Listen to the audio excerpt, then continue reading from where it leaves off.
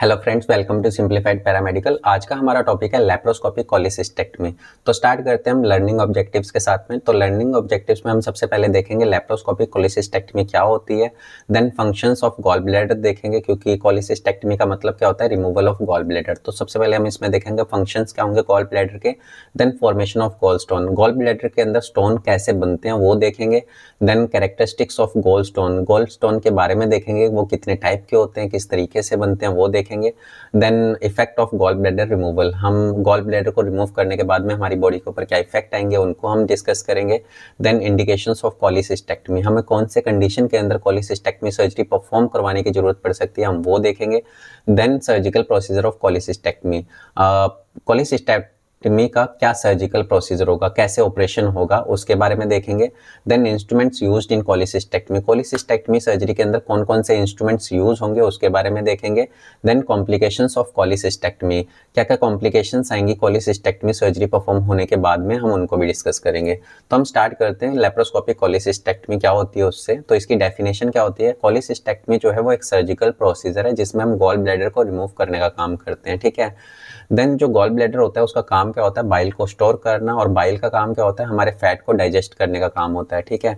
तो ये लीवर के अंदर बनता है और स्टोर जो है वो गॉल ब्लैडर के अंदर होता है। जब भी हम फैटी डाइट लेते हैं तो उस टाइम पे ये हमारे गॉल ब्लैडर से निकल करके हमारे इंटेस्टाइन के अंदर पहुंच जाता है और उस फैट को डाइजेस्ट करने के लिए, ठीक है।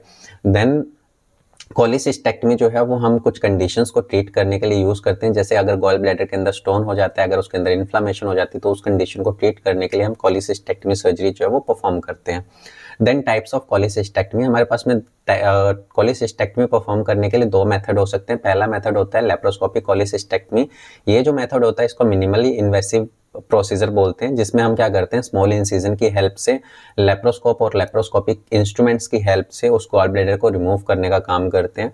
दूसरी होती है ओपन कोलिसिस्टेक्टमी, ये हम तब यूज करते हैं जब लैप्रोस्कोपिक मेथड से कोलिसिस्टेक्टमी सर्जरी परफॉर्म करना पॉसिबल ना हो, जैसे वहाँ पे प्रीवियस सर्जरी की वजह से बहुत ज़्यादा कॉम्प्लिकेशंस हो, वहाँ पे बहुत ज़्यादा एडिजन्स हो कि हम उस गॉल ब्लैडर को विजुअलाइज ना कर पाएँ लैप्रोस्कोपिक मेथड से, या फिर लैप्रोस्कोपिक प्रोसीजर के टाइम पे अगर कोई कॉम्प्लिकेशंस आ जाती हैं तो उस कंडीशन में भी हम ओपन कोलिसिस्टेक्टमी सर्जरी को परफॉर्म कर पाते हैं, ठीक है।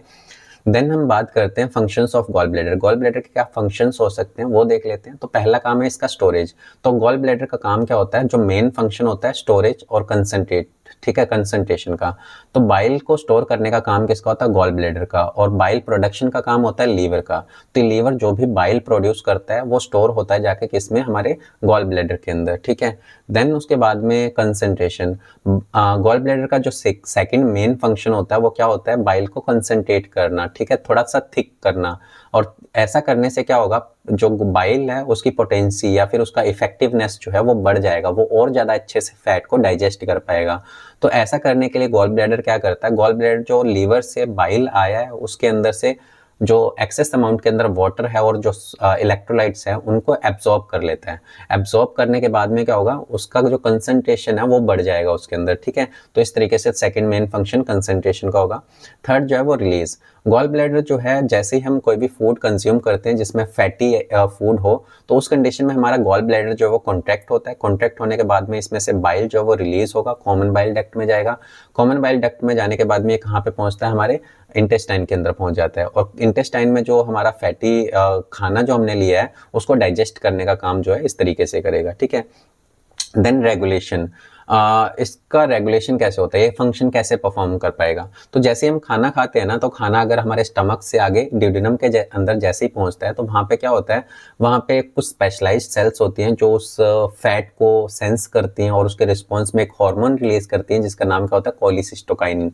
कोलिसिस्टोकाइनिन जो है वो क्या करता है, उस रिस्पॉन्स के लिए गॉल ब्लैडर को कॉन्ट्रैक्ट करवाता है। गॉल ब्लैडर अगर कॉन्ट्रैक्ट होगा तो वहां से बाइल रिलीज होगा, ड्यूडेनम के अंदर पहुंचेगा, उस फैट के साथ में मिक्स होगा और उसको ब्रेक डाउन करेगा, ठीक है। तो इस तरीके से हमारा रेगुलेशन होगा बाइल का कि कब हमारा बाइल रिलीज होगा वहां से गॉल ब्लैडर से, ठीक है। तो उसको रिलीज करवाने के लिए हमारे ड्यूडेनम के अंदर कुछ स्पेशलाइज्ड सेल्स होती हैं, जैसे ही आप फैटी फूड लेते हो तो उसके रिस्पॉन्स में वो हार्मोन रिलीज होगा, गॉल ब्लैडर कॉन्ट्रैक्ट होगा और वहां से बाइल रिलीज होकर के कहाँ पे आ जाएगा, इंटेस्टाइन के अंदर आ जाएगा और वो फैट को डाइजेस्ट करने में हेल्प करेगा, okay.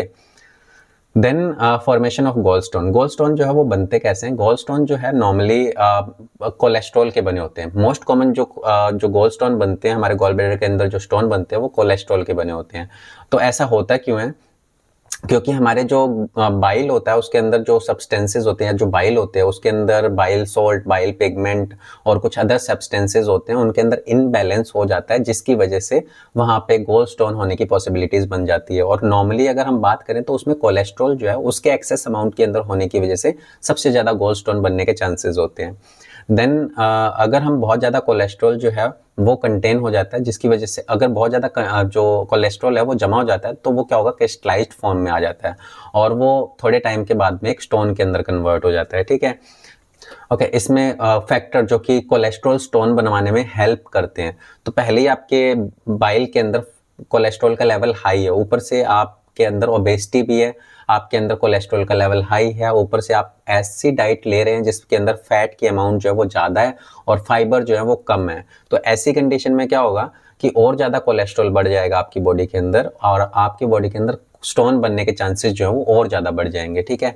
Then pigment stone. Pigment stone जो होते हैं वो बहुत ज़्यादा नहीं होते हैं, लेस कॉमन होते हैं। मोस्ट कॉमन जो होते हैं कोलेस्ट्रॉल वाले होते हैं, पिगमेंट वाले जो होते हैं वो लेस कॉमन होते हैं और ये बने होते हैं बिलीरुबिन। ठीक है, बिलीरुबिन जो है एक पिगमेंट होता है जो कि एक वेस्ट प्रोडक्ट होता है, लीवर के थ्रू रिलीज होता है ये। और कब कैसे बनता है? ये आरबीसीज के ब्रेकडाउन की वजह से बनता है। ठीक है, आरबीसीज के ब्रेकडाउन होने की वजह से एक वेस्ट प्रोडक्ट जो बिलीरुबिन है उसकी कंसंट्रेशन हाई होने की वजह से वहाँ पे पिगमेंट स्टोन जो है वो उसके बनने के चांसेस ज़्यादा हो सकते हैं।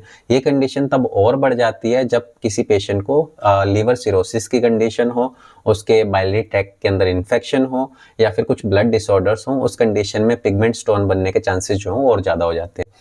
Then mix stone. Mix stone कब बनते हैं? जब हमारे कोलेस्ट्रॉल और बिलीरुबिन जो स्टोन है आपस में मिक्स हो जाते हैं या फिर कॉम्बिनेशन के साथ में कोई स्टोन बनाते हैं तो उसको हम क्या बोलते हैं? मिक्स्ड स्टोन बोलते हैं। ठीक है, और इन गॉल ब्लैडर के स्टोन को बनाने के लिए कौन कौन से फैक्टर जो हैं उनको इन्फ्लुएंस कर सकते हैं, हम वो देख लेते हैं एक बार। तो गॉल ब्लैडर स्टेसिस, इसमें क्या होता है, हमारे गॉल ब्लैडर की मूवमेंट जो है वो कम हो जाती है। अगर गॉल ब्लैडर की मूवमेंट जो है वो कम हो जाती है तो उसकी वजह से गॉल ब्लैडर के अंदर स्टोन फॉर्मेशन होने के चांसेस जो है वो ज़्यादा हो जाते हैं। दूसरा है डिक्रीज्ड गॉल ब्लैडर एम्प्टिंग। जब अगर वो कंडीशन जिसमें हमारा गॉल ब्लैडर खाली ना हो, ठीक है, अब खाली नहीं होगा तो उसमें क्या होगा, कंसंट्रेशन ज़्यादा बनती जाएगी क्योंकि लीवर से बाइल तो वहाँ पे जाता ही रहेगा ना कॉन्टिन्यूसली। तो वहाँ पे ज़्यादा कंसंट्रेशन होने की वजह से और आपका गॉल ब्लैडर एम्प्टी भी नहीं हो रहा है, ठीक है, तो उस कंडीशन में गॉल स्टोन होने के ज़्यादा चांसेस होंगे। अब ये कंडीशन कैसे आएगी? जब भी कोई पर्सन फास्टिंग रखता है या फिर भूखा रहता है काफ़ी टाइम तक, then changes in bile composition. ठीक है, अगर बाइल की एसिडिटी जो है वो इंक्रीज हो जाए और बाइल के अंदर बाइल सॉल्ट जो है वो डिक्रीज हो जाए, तब भी हमारे गॉल ब्लैडर के अंदर स्टोन बनने के चांसेस जो है वो ज़्यादा हो सकते हैं। ठीक है, नेक्स्ट हम बात करते हैं कैरेक्टरिस्टिक्स ऑफ गोल्ड स्टोन। क्या क्या कैरेक्टरिस्टिक्स होते हैं गोल्ड स्टोन के, तो वो देख लेते हैं। तो गोल्ड स्टोन के जो साइजेस होते हैं वो हमेशा डिफरेंट हो सकते हैं। ठीक है, इनकी जो रेंज होती है वो टाइनी ग्रेन्स ऑफ सैंड से लेकर के लार्जर साइज के भी हो सकते हैं। ठीक है, ये रेत के जितने छोटे हो सकते हैं या कंकड़ की तरह हो सकते हैं या फिर उनसे भी बड़े साइज के जो है या फिर गोल्फ बॉल साइज के भी स्टोन हो सकते हैं। तो इनके साइज जो होते हैं वो डिफरेंट हो सकते हैं। ठीक है, नेक्स्ट है symptoms of gold stone. Gold stone के सिम्टम्स क्या होंगे? तो नॉर्मली जो गोल्ड स्टोन है या फिर गॉल ब्लैडर के अंदर जो स्टोन है वो कैसा होगा? वो एसिम्प्टोमेटिक होगा, आपको कोई सिम्टम नहीं दिखाई देंगे, आपको कोई पेन फील नहीं होगा, आपको डिस्कम्फर्ट या नोजिया वॉमिटिंग की कंडीशन नहीं आएगी। बट ये कब प्रॉब्लम कॉज कर सकते हैं, कब सिम्टम जो है वो दिखा सकते हैं? जब वो स्टोन जो है बाइल के फ्लो को ब्लॉक कर दे, जहाँ से बाइल अब जो है फ्लो करके हमारे इंटेस्टाइन में जा रहा है उस फ्लो को ब्लॉक कर दे, तो उस कंडीशन के अंदर क्या होगा, हमें सिम्टम्स दिखाई दे सकते हैं। और वो सिम्टम्स कैसे होंगे? आपको पेन हो सकता है, आपको नोजिया और वॉमिटिंग की फीलिंग आ सकती है, आपको जो है जॉन्डिस की कंडीशन भी हो सकती है।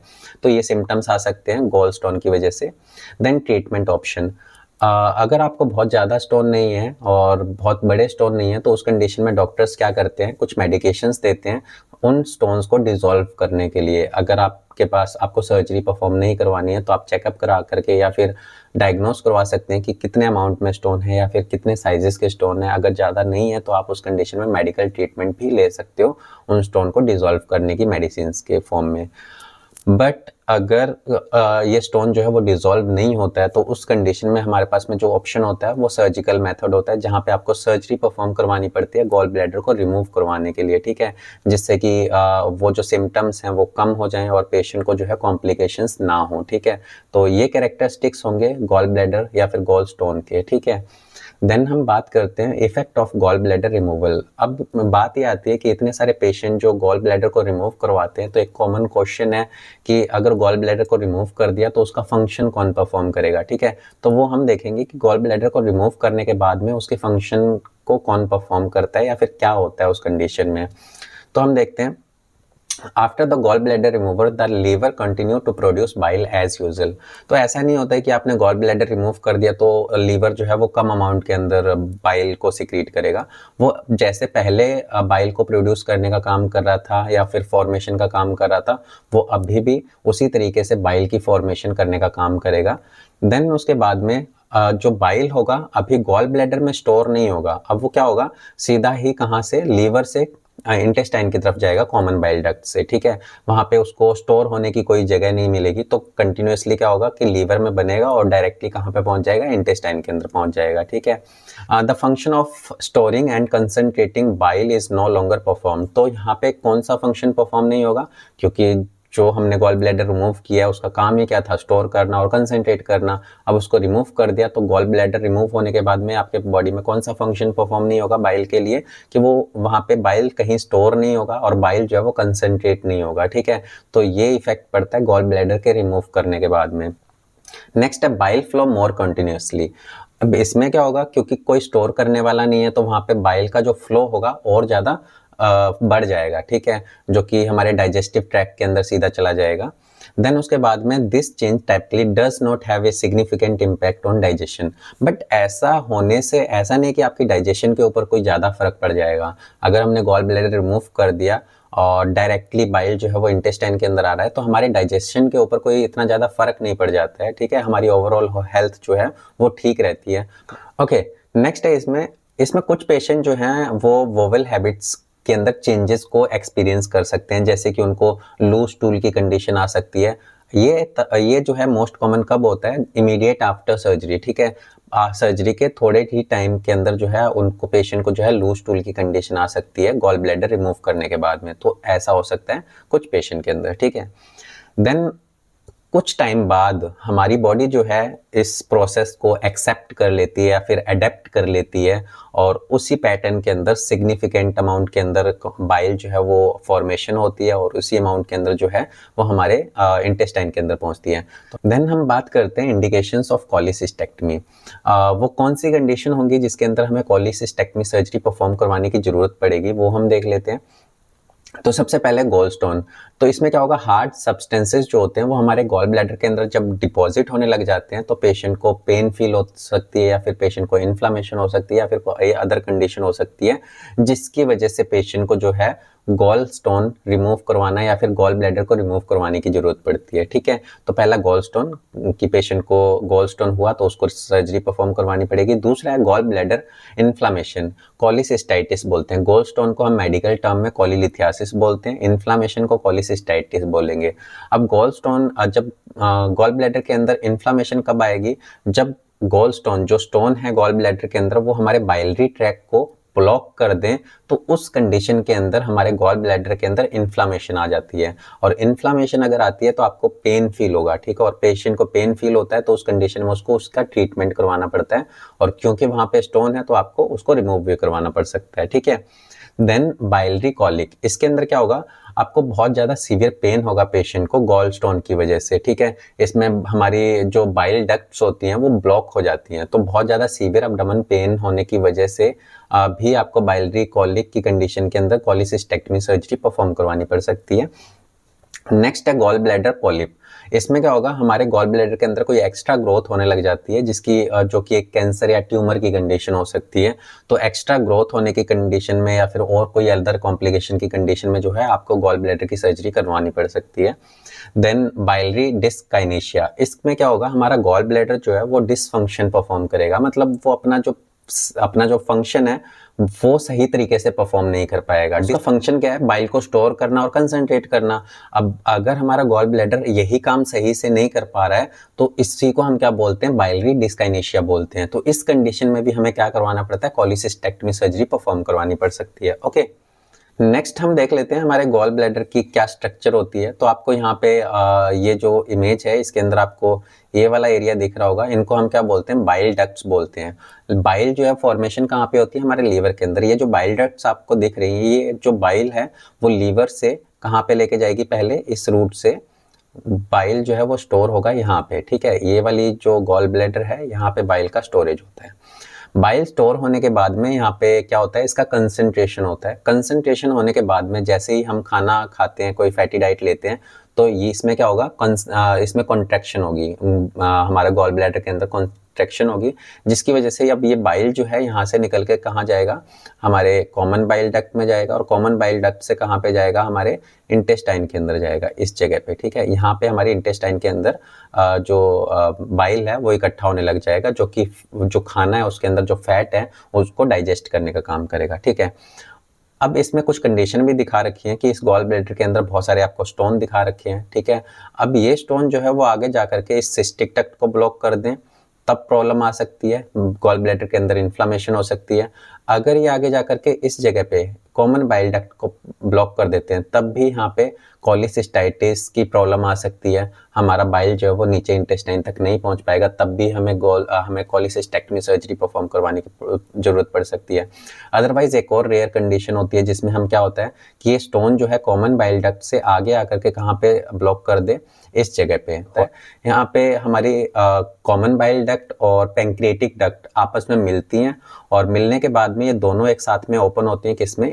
हमारे ड्यूडेनम के अंदर, स्मॉल इंटेस्टाइन के अंदर। अब इस जगह से क्या होगा? अगर यहाँ पे ब्लॉकेज हो जाती है, इसको हम क्या बोलते हैं? इसको हम हिपैटोपैंक्रियाटिक एम्प्यूला बोलते हैं। जिस जगह पे हमारा कॉमन बाइल डक्ट और हमारा पैंक्रियाटिक डक्ट आपस में जुड़ते हैं और ड्यूडेनम के अंदर ओपन होते हैं, तो उस जगह को हम क्या बोलते हैं? हिपैटोपैंक्रियाटिक एम्प्यूला बोलते हैं। अगर यहाँ पे स्टोन आकर के उस जगह को ब्लॉक कर दे तो क्या होगा? हमारे पैंक्रियाटिक जूस जो है वो भी इसके अंदर नहीं आ पाएगा इंटेस्टाइन के अंदर, और हमारे कॉमन बाइल डक्ट से बाइल जो है वो भी हमारे इंटेस्टाइन के अंदर नहीं आ पाएगा, जिसकी वजह से गॉल ब्लैडर के अंदर तो इन्फ्लामेशन आएगी। हमारे पैंक्रियास के अंदर भी ब्लॉकेज आने की वजह से इन्फ्लामेशन आ जाएगी, पैंक्रियाटाइटिस की कंडीशन आ सकती है, ठीक है। हम देखते हैं सर्जिकल प्रोसीजर ऑफ कोलिसिस्टेक्टमी। तो सर्जिकल प्रोसीजर में हम किस तरीके से सर्जरी को परफॉर्म करेंगे वो देख लेते हैं। तो सबसे पहले हम डायग्नोसिस को कंफर्म करते हैं, पेशेंट के कुछ डायग्नोस्टिक टेस्ट करवाते हैं, जैसे कि अल्ट्रासाउंड, सीटी स्कैन और लेबोरेटरी टेस्ट करवाते हैं, ताकि हम उस पेशेंट के अंदर कोलिसिस्टाइटिस या फिर कोई भी ऐसी कंडीशन जिसमें उसको गॉल ब्लैडर रिमूव करने की ज़रूरत पड़े वो कंफर्म करते हैं।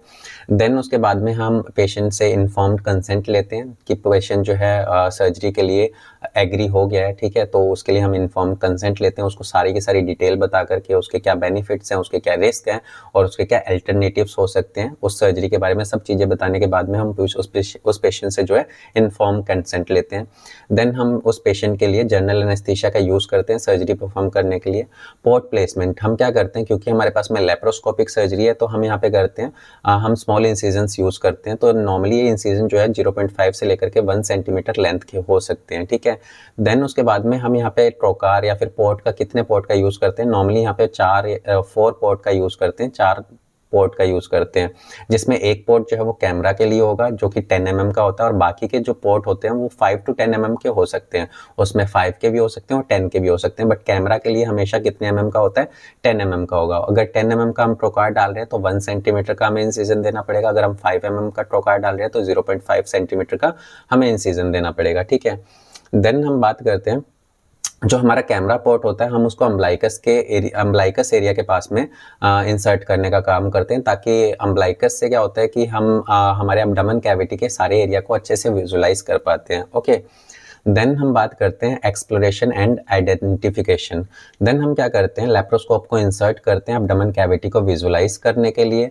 फिर हम क्या करते हैं, आइडेंटिफाई करते हैं उस अब्डोमेन कैविटी के अंदर गॉल ब्लैडर कहाँ पे है, सिस्टिक डक्ट, सिस्टिक आर्टरी और सराउंडिंग स्ट्रक्चर जो भी है इंक्लूडिंग लीवर जो है या फिर कॉमन बाइल डक्ट, इन सभी स्ट्रक्चर्स को हम आइडेंटिफाई करने का काम करते हैं। देन डाइसेक्शन एंड मोबिलाइजेशन, इसमें हम क्या करते हैं, लेप्रोस्कोपिक इंस्ट्रूमेंट्स का ग्रास्पर और डाइसेक्टर का यूज करते हैं गॉल ब्लैडर को मोबिलाइज करने का। जो भी उसके आसपास की सराउंडिंग स्ट्रक्चर्स हैं उनको उनसे सेपरेट करने का काम करते हैं। देन हम डिवाइड करते हैं सिस्टिक आर्टरी और सिस्टिक डक्ट का, जिसके लिए हम एनर्जी डिवाइसेस या फिर क्लिप्स का यूज कर सकते हैं और ब्लीडिंग को मिनिमाइज करने के लिए और बाइल को लीकेज होने से बचाने के लिए। देन हम केयरफुली डाइसेक्ट करते हैं गॉल ब्लैडर को लीवर के नीचे से, ठीक है, जहाँ पे लीवर गॉल ब्लैडर के साथ में अटैच्ड होता है वहाँ से उसको रिमूव करने का काम करते हैं। देन हम काम करते हैं गॉल ब्लैडर को रिमूव करने का। तो गॉल ब्लैडर को रिमूव करने के लिए हम क्या करते हैं, लाइगेट करते हैं सिस्टिक डक्ट और आर्टरी। आपको इस डायग्राम में दिख भी रहा होगा, इस डायग्राम में आपको दिख रहा है एक जगह पे यहाँ पे सिस्टिक डक्ट को एक जगह से यहाँ पे क्लिप कर दिया और एक जगह से यहाँ पे क्लिप किया, देन उसके बाद में इसको बीच में से कट कर दिया, ठीक है, ताकि बाइल जो है यहाँ से भी लीक आउट ना हो और गॉल ब्लैडर में से भी लीक आउट ना हो। देन सेम हमने सिस्टिक आर्टरी के साथ भी किया है, हमने एक क्लिप ऊपर लगाई है सिस्टिक आर्टरी के अंदर, देन दूसरी क्लिप जो है हमने नीचे वाली साइड में लगाई है और इससे इसके बीच में से हमने इसको कट कर दिया है, ठीक है। इससे क्या होगा, ब्लड लॉस भी नहीं होगा, ब्लीडिंग भी नहीं होगी। तो हमने क्या किया है, गॉल ब्लैडर को रिमूव करने के लिए पहले लाइगेट किया सिस्टिक डक्ट को, देन उसके बाद में उसको लाइगेट करने के लिए हमने क्लिप्स या फिर लिगाटर का यूज किया है, ठीक है। Then transect the gall bladder, हमने क्या किया है, अब गॉल ब्लैडर को लीवर के साथ में डिटैच कर लिया, लीवर से हटा दिया है। उसको हटाने के बाद में हमने क्या किया है, उस सिस्टिक आर्टरी और सिस्टिक डक्ट पे कट लगाया है। देन उसके बाद में हमने क्या किया है, एक रिट्रीवल बैग का यूज किया है, ठीक है, जिसके थ्रू हम उसको बाहर निकालने का काम करते हैं। रिट्रीवल एंडोस्कोपिक रिट्रीवल बैग क्या होता है कि एक पॉलीथीन, ट्रांसपेरेंट पॉलीथीन होती है जिसके अंदर हम उस गॉल ब्लैडर को डाल करके बाहर निकालते हैं ताकि वहाँ पे लीकेज ना हो और बाकी की जगह जो है वो इन्फेक्टेड ना हो। देन हम देखते हैं haemostasis and inspection. Gall bladder को रिमूव करने के बाद में हम सर्जिकल फील्ड जो है वहाँ पे चेक करते हैं, कोई भी लीकेज हुई है बाइल की उसको देखते हैं या फिर कोई भी ब्लीडिंग जो है वहाँ पे ना हो रही हो उसको भी चेक करते हैं उसके सराउंडिंग स्ट्रक्चर्स के अंदर। देन अगर वहाँ पे कोई लीकेज होती है या फिर आपको कोई भी इन्फेक्शन दिखती है तो वहाँ पे हम क्या करते हैं, इरिगेशन का यूज़ करते हैं, हम नॉर्मल सलाइन से उस एरिया को वॉश कर सकते हैं, ठीक है। Then closure and drain placement, हम सर्जरी कंप्लीट होने के बाद में जो हमारे इंसिजन्स हैं उनको क्लोज करने का काम करते हैं और क्लोजिंग से पहले हम देखते हैं कि अगर वहाँ पे बहुत ज़्यादा फ्लूइड जो है वो इकट्ठा हो रहा है या फिर बहुत ज़्यादा ब्लीडिंग है तो उस केस के अंदर हम क्या यूज़ कर सकते हैं, ड्रेन का यूज़ कर सकते हैं, ठीक है। और क्लोजर के लिए हम क्या यूज़ करते हैं, एब्जॉर्बल सूचर्स का या फिर स्किन एडेसिव्स का यूज़ कर सकते हैं उसको क्लोज करने के लिए। जो हम ड्रेन होती है वो हम कहाँ पे डालते हैं, सब हिपैटिक स्पेस के अंदर। हिपैटिक जो लीवर है उसके जस्ट नीचे वाले पोर्शन के अंदर जहाँ से हमने उस गॉल ब्लैडर को सेपरेट किया था तो वहाँ पे ब्लीडिंग होने के चांसेस ज़्यादा होंगे। तो हम क्या करते हैं, सब हिपैटिक स्पेस बोलते हैं उसको, तो वहाँ पे हम ड्रेन को प्लेस करते हैं और एक पार्ट जो है वो बॉडी से बाहर निकाल देते हैं ताकि जो भी एक्स्ट्रा फ्लूइड है वो बाहर आ जाए हमारी बॉडी से, ठीक है। देन हम बात करते हैं post operative care. Post operative care के अंदर हम क्या करते हैं, पेशेंट को रिकवरी रूम में लेके जाते हैं, उसकी मॉनिटरिंग हम सही से कर पाएँ उसके लिए। देन हम पेशेंट को पोस्ट ऑपरेटिव एनाल्जेसिया और एंटीबायोटिक्स जो है वो प्रोवाइड करते हैं, पेशेंट को पेन फील ना हो सर्जरी के बाद में और पेशेंट को इन्फेक्शन ना हो सर्जरी के बाद में, उसके लिए हम एनाल्जेसिक ड्रग्स और एंटीबायोटिक्स देते हैं। देन हम ऐसी डाइट को देते हैं जो कि पेशेंट जो है वो टॉलरेट कर पाए सर्जरी के बाद में और हम मॉनिटर करते हैं साइन ऑफ कॉम्प्लिकेशन, कोई उसको कॉम्प्लिकेशंस जो है वो ना आ रही हो, जैसे कि उसको इन्फेक्शन या ब्लीडिंग, बाइल डक्ट इंजरी से रिलेटेड कोई भी कॉम्प्लिकेशंस ना आ रही हो। देन हम बात करते हैं इंस्ट्रूमेंट्स यूज्ड इन कोलिसिस्टेक्टमी। अब कोलिसिस्टेक्टमी सर्जरी के अंदर कौन कौन से इंस्ट्रूमेंट्स यूज होंगे उसके बारे में देख लेते हैं। तो नॉर्मली हम सबसे पहले यूज़ करते हैं ट्रोकार का। ये अलग अलग साइजेस के होते हैं। इन ट्रोकार का काम क्या होता है कि एक्सेस पोर्ट प्रोवाइड करना ताकि हम अब्डोमेन कैविटी के अंदर इंस्ट्रूमेंट डाल पाएँ और वहाँ पे हम सर्जरी परफॉर्म कर पाएँ, ठीक है। देन हम वेरिस नीडल का यूज़ करते हैं जिसको हम ऑप्टिकल ट्रोकार भी बोलते हैं। ये एक न्यूमोपेरिटोनियम जो है उसको क्रिएट कर देता है कार्बन डाइऑक्साइड गैस का यूज़ करके। न्यूमोपेरिटोनियम जो है वो एक तरीके से हमारे अब्डोमेन कैविटी के अंदर प्रेशर क्रिएट करना होता है जिसकी वजह से हम उस एरिया के अंदर अब्डोमेन कैविटी के जो भी ऑर्गन्स हैं उनको विजुलाइज कर पाते हैं अच्छे से, उनके ऊपर सर्जरी परफॉर्म कर पाते हैं, ठीक है। देन ट्रोकार स्लीव, हम ट्रोकार स्लीव का यूज़ करते हैं ताकि जो हमने गैस फिल की है वो लीक आउट ना हो वहाँ से और हम काम कर पाएँ, ठीक है। Then insufflation and visualization. तो इनसफ्लेशन के लिए और विजुअलाइजेशन में हम क्या यूज करते हैं, लेप्रोस्कोप का यूज करते हैं। लेप्रोस्कोप जो होती है वो एक लॉन्ग थिन ट्यूब होती है जिसमें कैमरा और लाइट सोर्स जो है उसके टिप के ऊपर लगे होते हैं, ठीक है। और इस लेप्रोस्कोप का काम क्या होता है, एब्डोमेन कैविटी के एक मैग्नीफाई व्यू को जो है मॉनिटर के ऊपर हमें दिखाना ड्यूरिंग सर्जरी, ताकि हम मॉनिटर में देख करके उस सर्जरी को परफॉर्म कर पाए। तो लेप्रोस्कोप का वहां पे रोल होता है। देन लाइट केबल, तो कैमरा जो हमारे लेप्रोस्कोप के अंदर जो कैमरा लगा हुआ है, तो उस कैमरे के थ्रू देखने के लिए वहां पे लाइट भी होनी चाहिए। तो लाइट केबल हमारे पास में कनेक्ट होती है उस लेप्रोस्कोप के साथ में, और जिससे कि हम एब्डोमेन एरिया के अंदर इल्यूमिनेशन क्रिएट कर पाएं, लाइट क्रिएट कर पाएं, ताकि हमें वो सारी की सारी एब्डोमेन कैविटी के अंदर जो ऑर्गन्स है वो दिखाई दें, है ना। देन वीडियो मॉनिटरिंग, तो वीडियो मॉनिटर, तो इसमें क्या होता है, हमारे पास में डिस्प्ले मॉनिटर होता है। तो जो भी एब्डोमेन कैविटी के अंदर जो लेप्रोस्कोप के थ्रू हम देख पा रहे हैं उसको हम एक मॉनिटर में भी देखते हैं, तो वहां पे हमें वीडियो मॉनिटर जो है वो होना चाहिए। देन इंसफ्लेटर, इंसफ्लेटर का काम क्या होता है, हमारे एब्डोमेन कैविटी में controlled flow of carbon dioxide gas के एक कंट्रोल्ड फ्लो को बना करके रखे, ठीक है, ताकि हम वहां पे सर्जरी परफॉर्म, ये इन्फ्लेट करने का काम करता है, एब्डोमेन कैविटी को इन्फ्लेट करके रखेगा। अब इन्फ्लेट रहेगी तभी हम वहां पे सर्जरी परफॉर्म कर पाएंगे ना। अगर गैस लीक आउट हो जाती है तो एब्डोमेन जो है वो नीचे डिफ्लेट हो जाएगा, अब हमारे पास में सर्जरी करने का टाइम, वो स्पेस नहीं रहेगी, ठीक है। तो इसकी वजह से हमें इंसफ्लेटर की भी जरूरत पड़ती है, जिसके थ्रू हम गैस को जो है हमारे एब्डोमेन कैविटी के अंदर इंसर्ट करने का काम करते हैं। आप इसमें देख भी रहे हो, ये जो यहाँ पे गैस फिल हो रही है, इसकी वजह से क्या होगा, एब्डोमेन एरिया के अंदर जो एब्डोमेन एरिया जो है वो इंक्रीज हो रहा है, ताकि हम उसके ऊपर सर्जरी परफॉर्म कर पा रहे हैं, ठीक है। तो इस तरीके से हमारे इंस्ट्रूमेंट्स होंगे इसके अंदर। देन हम बात करते हैं डाइसेक्शन एंड मैनिपुलेशन। तो डाइसेक्शन एंड मैनिपुलेशन के लिए हमारे पास में बहुत सारे इंस्ट्रूमेंट्स होते हैं। तो आपको इस इमेज में बहुत सारे इंस्ट्रूमेंट, जिसमें ट्रोकार भी है, सक्शन भी है, हमारे पास में हुक भी है, क्लिप एप्लीकेटर भी है, हमारे पास में मैरीलैंड डाइसेक्टर, उसके अलावा हमारे पास में ग्रास्पर, ये बहुत सारे इंस्ट्रूमेंट जो है इसमें दिख जाएंगे आपको। तो पहला इसमें ग्रास्पिंग फोर्सेप्स। ग्रास्पिंग फोर्सेप्स का काम क्या होता है, इनका काम होता है किसी भी टिश्यू को होल्ड करना और मैनिपुलेट करना, ठीक है। ये टिश्यू को होल्ड करने और मैनिपुलेट करने का काम करेंगे। दूसरे हमारे पास में डाइसेक्टिंग फोर्सेप्स। डाइसेक्टिंग फोर्सेप्स का काम क्या होता है, डाइसेक्ट करना या टिश्यूज को सेपरेट करना एक जगह से। तो इसके लिए हमारे पास में मैरीलैंड डाइसेक्टर का यूज करते हैं हम नॉर्मली, जब लेप्रोस्कोपिक कोलेसिस्टेक्टमी सर्जरी परफॉर्म होती है उस कंडीशन में, ठीक है। तो यहाँ पे गॉल ब्लैडर और उसकी सराउंडिंग स्ट्रक्चर को डाइसेक्ट करने के लिए हम डाइसेक्टिंग फोर्सेप्स का यूज करते हैं। देन बाइपोलर इलेक्ट्रोकॉर्टरी फोर्सेप्स, इसमें हम क्या यूज करते हैं, इसका यूज जो है हम कोगुलेशन और ceiling blood vessels, coagulation blood को क्लॉट करने के लिए और ब्लड वेसल्स को सील करने के लिए जो है हम इसका यूज करते हैं, ताकि वहां पे हम ब्लीडिंग को कम कर पाएं। देन मोनोपोलर इलेक्ट्रोकॉर्टरी हुक और सीजर, इसका यूज हम कहाँ पे करते हैं, कटिंग और dissecting tissue, ligaments and blood vessels. अब मोनोपोलर जो इलेक्ट्रोकॉर्टरी हुक है या फिर सीजर है, इनका यूज हम कहाँ पे करेंगे, जो जिन भी टिश्यूज को हमें कट करना है, डाइसेक्ट करना है, या फिर कोई लिगामेंट्स है उनको कट करना है, या फिर ब्लड वेसल्स उनको कट करना है या डाइसेक्ट करना है, तो हम मोनोपोलर इलेक्ट्रोकॉर्टरी हुक या सीजर का यूज कर सकते हैं उस प्रोसीजर के अंदर। Then harmonic scalpel. Harmonic scalpel क्या होता है, अल्ट्रासोनिक डिवाइस होती है जिसका यूज हम डाइसेक्ट और कोगुलेट करने के लिए करते हैं स्टिमुलटेनियसली। तो हार्मोनिक स्कैल्पल जो होता है वो एक स्पेशल टाइप का डिवाइस होता है, जिसका काम क्या होता है, ये टिश्यू को डाइसेक्ट भी कर देगा, कट भी करेगा, और साथ साथ में कट करने के साथ साथ में वहां पे कोगुलेशन भी कर देगा, ठीक है। वहां पे ब्लीडिंग नहीं होने देगा। हम जब भी किसी भी टिश्यू को कट करते हैं तो कट करने के बाद में वहां पे ब्लीडिंग होती है, तो अगर हम हार्मोनिक स्कैल्पल का यूज करते हैं तो ये कट करने के साथ साथ में वहां पे कोगुलेशन भी कर देता है, तो हमें ज्यादा मेहनत नहीं करनी पड़ती है टिश्यूज को जब हमें कट करना पड़े, ठीक है। तो वहां पे हम हार्मोनिक स्कैल्पल का यूज करते हैं, और ये क्या करता है, ये थर्मल स्प्रेड को भी कम करता है। तो यहाँ पे आपको हीट जनरेट नहीं होती है जब भी आप ये हार्मोनिक स्कैल्पल का यूज करते हो टिश्यू को कट करने के लिए, तो वहां पे हीट प्रोडक्शन नहीं होती है। तो हीट नहीं जनरेट होगी तो आसपास के टिश्यूज जो होते हैं उनको भी डैमेज नहीं होगा, और हम टिश्यू डैमेज को मिनिमाइज कर पाएंगे, ठीक है।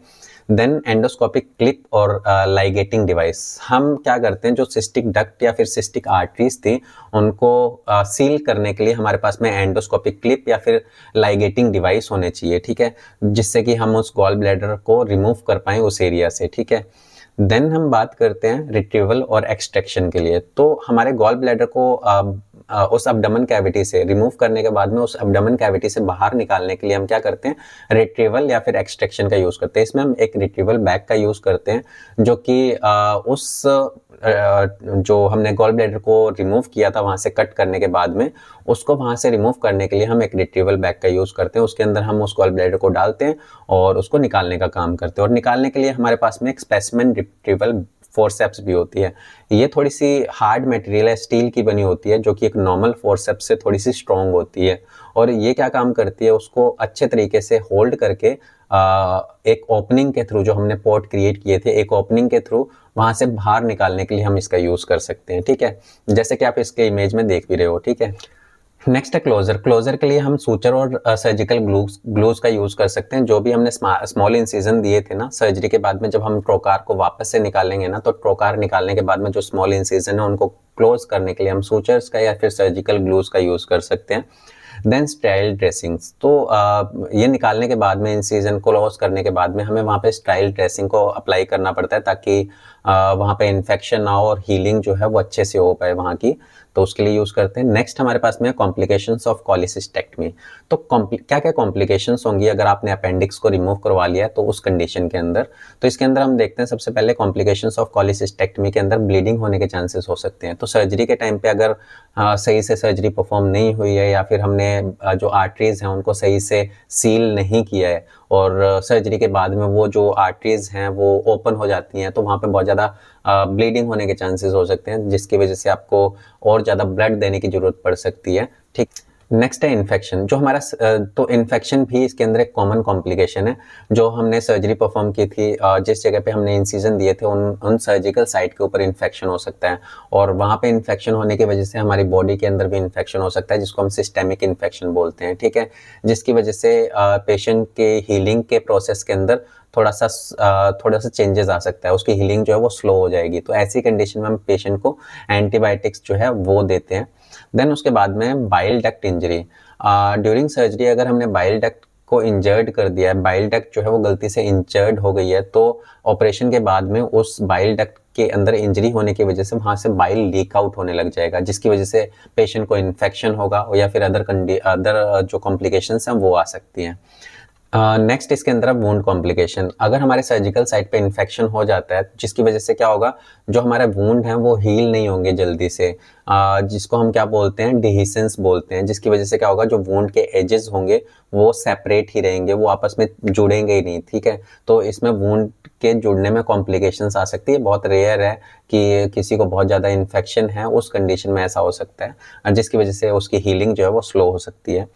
नेक्स्ट इसके अंदर है पोस्ट कोलिसिस्टेक्टमी सिंड्रोम। इसमें क्या होगा, पेशेंट को जो है पेन फील होगा सर्जरी के बाद में, एब्डोमेन के अंदर ब्लोटिंग की कंडीशन आएगी, उसको डायरिया की कंडीशन आ सकती है। तो ऐसे केस के अंदर हमें और ज़्यादा मेडिकल अटेंशन की रिक्वायरमेंट होगी उस पेशेंट को ठीक करने के लिए। ठीक है, ओके, तो ये थी हमारी कोलिसिस्टेक्टमी सर्जरी या लैप्रोस्कोपिक कोलिसिस्टेक्टमी प्रोसेस, जिसके अंदर हमने बहुत सारी चीज़ें देखी कि गॉल स्टोन क्या होते हैं, गॉल ब्लैडर कैसे फंक्शन करता है, बाइल का क्या फंक्शन होता है, हम गॉल ब्लैडर सर्जरी परफॉर्म कैसे करते हैं, क्या कॉम्प्लिकेशंस हो सकते हैं, क्या इंडिकेशंस थे।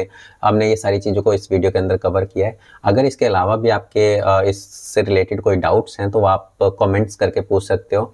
अगर आपको ये वीडियो इन्फॉर्मेटिव लगती है तो आप इस वीडियो को लाइक कर सकते हो, इस वीडियो को शेयर कर सकते हो, और इस चैनल को सब्सक्राइब कर सकते हो।